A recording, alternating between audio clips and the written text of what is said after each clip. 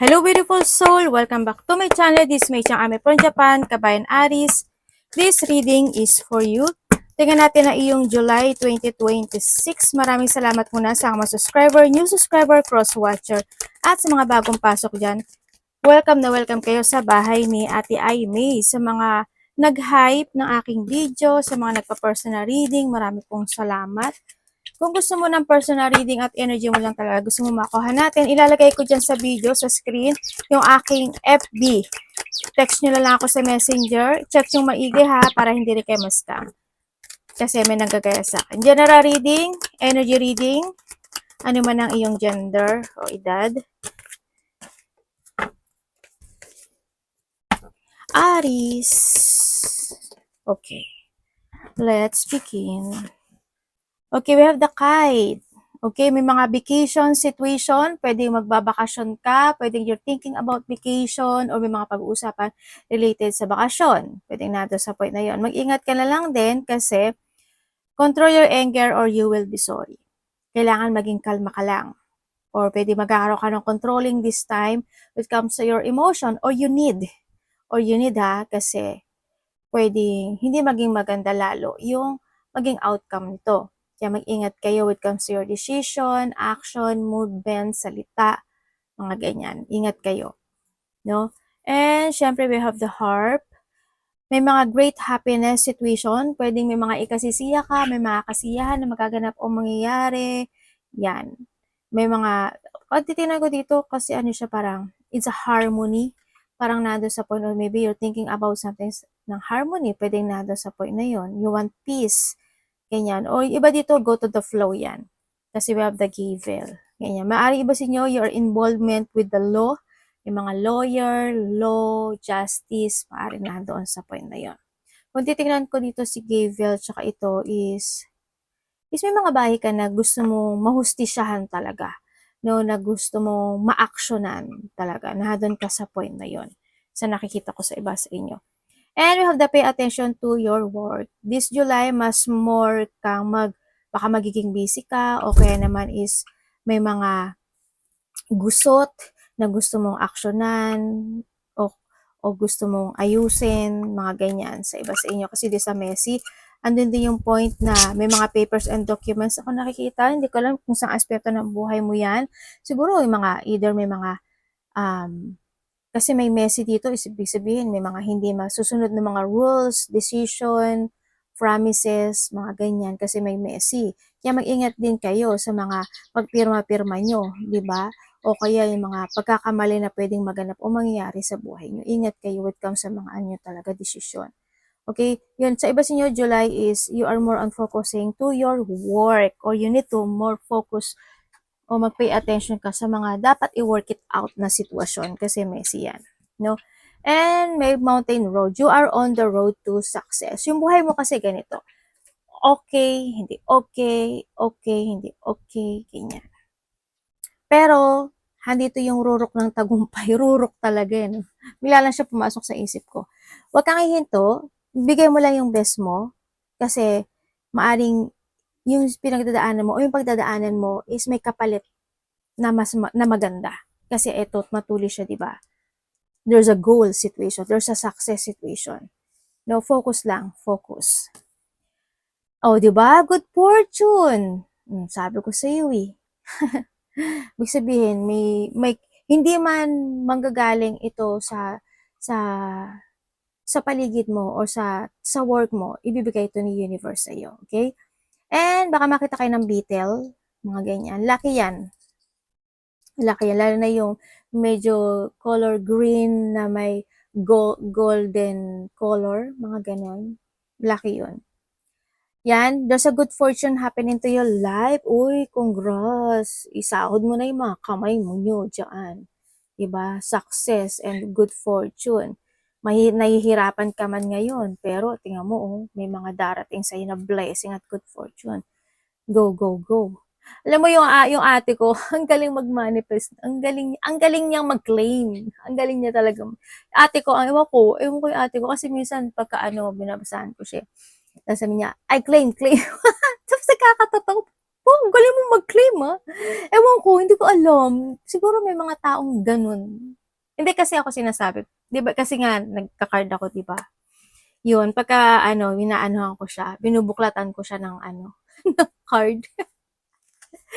Pero nakakatuwa. Alam mo yung bonding lang ng mag-ate. Yung mga ganun. Okay, congrats. Opportunities are waiting for you. Uy, may naghihintay na sa'yo opportunity. Alam mo, dito sa opportunity na naghihintay sa'yo, mas magiging maganda yung buhay mo. Mas magsasucess ka, ibig sabihin.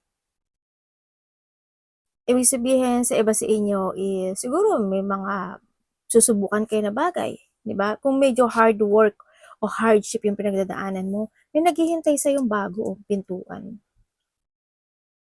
Sa iba sa inyo, something need to let go to ha. Pero naghahandyan lang naman siya, naghihintay lang naman siya kasi marami ka pang pagdadaanan, no? Tingnan mo yan, yung road, di ba?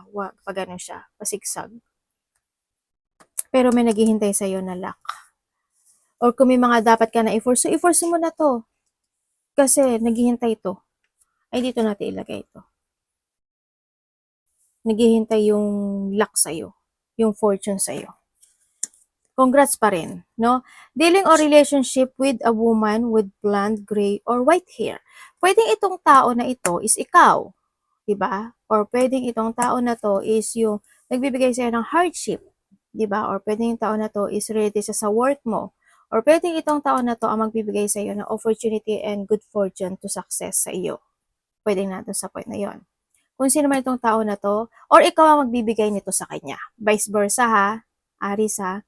Yun. Sa iba naman sa inyo, is pwede siya yung tao na nagkakaroon ka ng hardship pagdating sa mga bagay-bagay o sitwasyon mo sa buhay. Pwedeng lahat doon sa point na yon.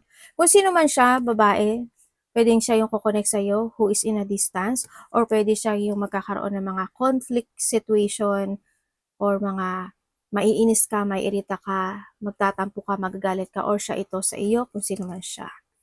Okay? Kasi we have the happiness din, pwede rin siya yung, sa iba, basta pinapasok ko lang siya ha. Yan. Okay, meron pa tayo isa. Ayun no, wish granted oh. May hiniling ka ba? Mag-grant to.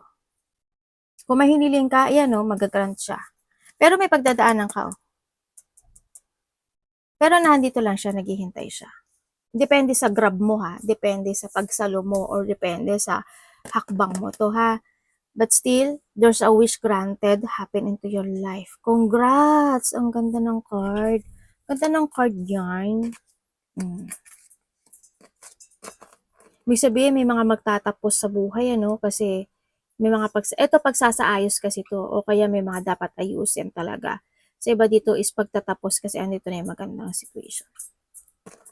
Or iba is kinakailangan kasi naghihintay si door. Diba? Ganda ng card mo. As in. May mga mag-a-unlock sa'yo. Ayos. Iba sa inyo, baka may kailangan kayo i-let go. Para mas gumaang yung inyong energy. Yun yun. Kuha tayo ng 5. Ay, may ano ah. Wala, may accident ka, Aris. Uy! Anong nangyari?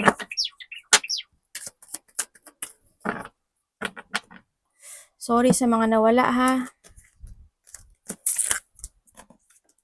O baka may mga pag-uusapan kayo related dyan. Or may kukonect sa'yo. Okay, we have the death.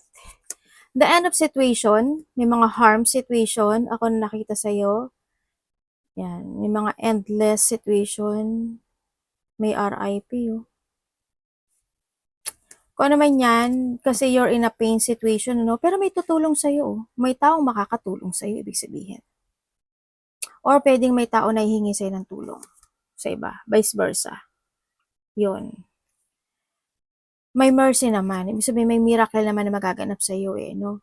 Yan. Iba sa inyo, maybe you have a charity, may mga pagtulong, hindi man charity, baka mahilig ka talagang tumulong, o may kailangan kang tulungan, o may hingi sa'yo ng tulong, o may tutulungan ka.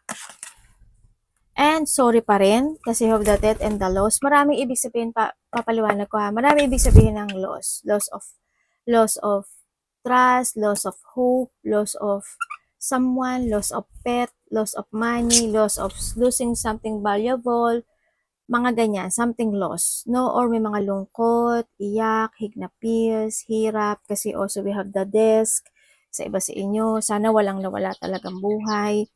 Yan, may mga kalungkutan o medyo may mga nadadamage yung pride, may mga iyak. Iyak talaga ate. Lungkot, iyak, ganyan.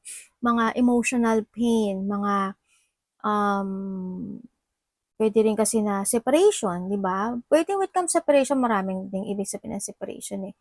Pwedeng for a while, for a better, for the best, o kaya naman is distance, o kaya is boundaries, mga ganun. And mag-ingat kayo kasi magiging fragile kayo this time. Medyo sensitive kayo, ano? Yan, magiging sensitive kayo this time. Kasi dito pa lang, kitang-kita na. Yan, ingat pa rin kayo sa inyong, baka magkaroon kayo ng lagnat, sipon, ubo, masakit ang throat, makati ang lalamunan, mga mag-hatching-hatching dyan, may thyroid, o kaya is masama yung pakiramdam nyo. Alam mo yung masama yung pakiramdam nyo, pero pilit nyo pa rin ginagawa yung work nyo, ginagawa nyo yung goal nyo, ginagawa nyo yung mga bagay-bagay. Alam mo yun, sa iba sa inyo, no? And ingat kayo sa mga disease situation, yan, medyo weak yung energy ng iba, no? Kaya ingat na lang din kayo. Huwag niyong kakalimutan alagaan yung sarili niyo. Anak, ba't tinutuka mo ko? Okay, may mga iba sa inyo kung sa third party, may third party dito. But still, hindi naman lahat isa third party to kasi is may desk ka, 'di ba? Tapos meron kang gavel, ibig sabihin may mga enemies o may taong galit, tampo, galit or enemies ka. Yeah, may taong hindi pwedeng pagkatiwalaan, may tao na medyo madikit o kaya is maglilinggiring sa'yo o kaya naman ikaw ito may mga flirtationist situation, ingat kayo, baka mamaya patibong yan. Pinalaan eh. Kung may mga third party, nasa sa inyo pa rin yan kasi decision mo yan, ikaw pumasok dyan, diba? Kailangan, you are willing to accept mga ganun sitwasyon. Ikaw ang gumawa, ikaw ang pumasok man, o nangyari man, nasa sa'yo yung decision na to. Kasi we have that it. If you want to end, it's your choice. No? Mga ganang sitwasyon. And may mga lazy days ka, no? Ay, medyo overloaded ka. May mga lazy days, siguro, minsan napapagod ka na talaga, di ba? Pagod ka na, gusto mo na magpahinga, ganyan, bakasyon. Pwede nga doon sa point na yon. Or mas mararamdaman mo this time na gusto mo mahaba ng tulog o baka mas magiging mahaba yung tulog mo. Baka kasi rest day ka rin, di ba? Baka rest day ka, holiday ka, nakabakasyon ka, pwedeng nandun sa point na yun. Or mas kinakailangan nyo, kasi pag dito parang tired situation, siguro mas kinakailangan nyo bigyan ng sarili nyo ng time kasi baka nga magkasakit kayo, no? Kailangan nyo na relaxation, mental peace, recharge, rest, holiday, mag-rejuvenate ka, ganyan. Bumawi ka, bawiin mo yung sarili mo, bawiin mo yung energy mo, kumaga. Andito yung overloaded. Okay ka lang ba talaga? No? Medyo marami ka obligasyon this time, no? Sa nakita ko baka busy nga yung iba. But still, wag ka pa rin mawalan pag-asa kasi hanggang si door o open door, wish granted, di ba? Yun nga lang kasi minsan may mga wish granted ka, siguro na hindi mo nakakbangan, hindi mo na-actionan, di ba? Nasa sa'yo naman kasi yung hakbang na to. Yun. Basta there's an end of a cycle happening to your life. And yun, obligation, may mga, ingat ka lang din when it comes to overwhelming, di ba? Baka mamaya masyado ka na overwhelm, hindi maging maganda yung outcome. Di ba? Akala mo, ganito, ganyan, yung pala, ang pangat na pala ng outcome, ang pangat na pala ng kalalabasan ng sitwasyon, yung mga ganun sitwasyon. Huwag masyadong magpakampante, kumbaga, kasi pwede ikalos mo yun, pwede ikalungkot mo yung sitwasyon, di ba? Yun na nakita ko. Kailangan din is maging responsible ka rin sa mga bagay-bagay o sitwasyon. Yan. Kailangan is mag-focus ka lang din sa sarili mo, sa obligasyon mo, sa mga bagay-bagay, gano'n. Yun. Huwag masyadong makampante ha. Gano'n. You need to be aware din kasi dito sa sitwasyon mo eh. No? Yun. Yun ang nakita ko sa'yo. Kuha tayong tatlo. Uy, uy, uy.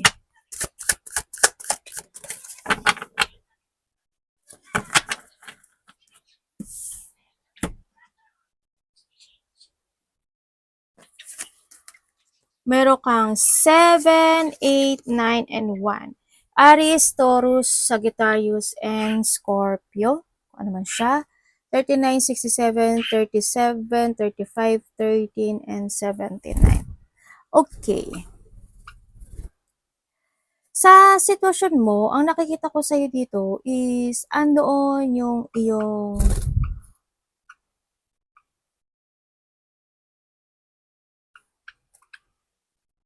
ay may nagpupo. Teka lang.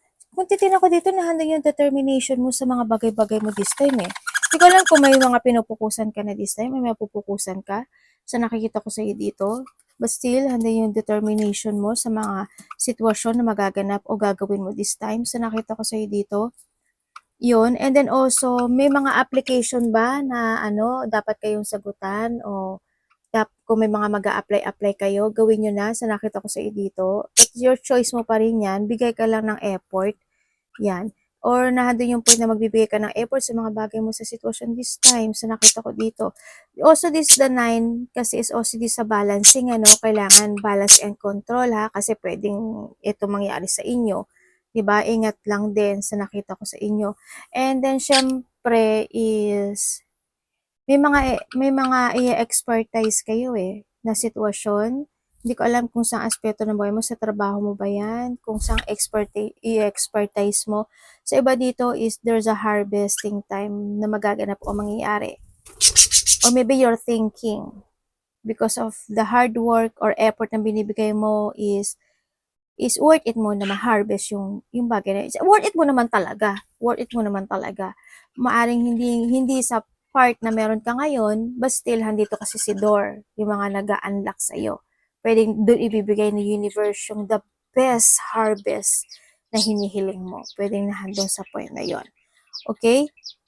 Handun naman yung hard work, devoted ka naman sa sitwasyon. Siyempre, kung sa mga relationship yan, there's a person na very devoted kahit na alam nila na may third party or sila yung third party, no? And then also is may mga magpo-provoke situation, ano, kung sino man niya ikaw magpo-provoke or someone's provoking your situation, pwedeng nahandun sa point na yon. And may mga bagay daw na hindi mo mapipredict eh, no? Siguro may mga magaganap o mangyayari na unexpected talaga sa nakita ko dito. Siguro mga hindi mo inaasahan na, ha? Parang hindi naman yun sa ganun. Bigla siya mangyayari, mga ganun. And also is mag-ingat kayo with comes sa mga sa inyong emotions. Okay? Ingat kayo sa emotions nyo.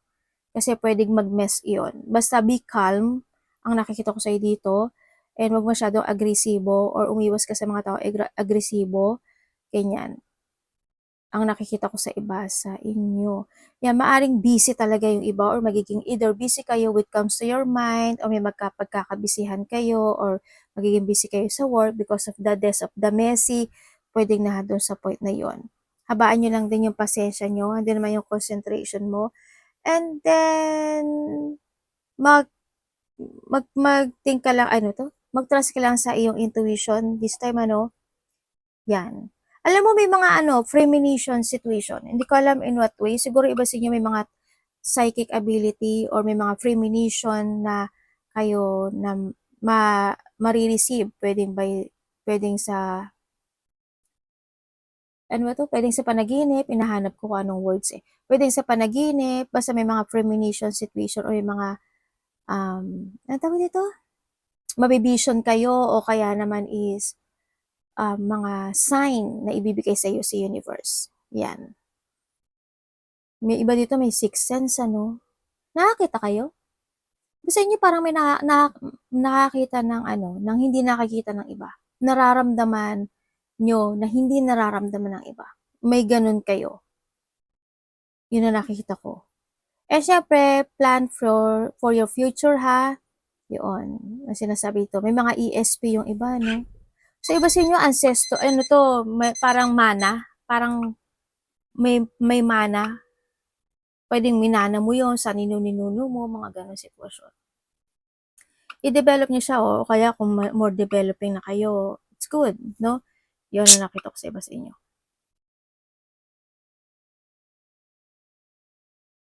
7, 8, and 9. Ibig sabihin kasi, ano basta kung sa paggastos, balance lang, huwag masyadong magastos o palabas lahat ng pera. Mag-ipon kayo ha, mag-ipon talaga kayo. Kasi this a box Mag-ipon kayo. And then also is, palaging nasa sayo naman yung choices no? Yan. The choices is in yours. Kailangan mo lang din sigurong ilaya or mag-escape o i-freedom yung sarili mo sa isang bagay o sa isang sitwasyon na medyo nahihirapan ka, natotoxic ka, or napuprostrate ka, mga ganong sitwasyon. Yun, something need to let go, kumbaga. You need to find peace or you need to start fresh. Ganun. Pero it's your choice pa rin naman to, ha? Ingat na lang kayo. Pahinga din pag may time. Okay? Arigato namaste, God bless.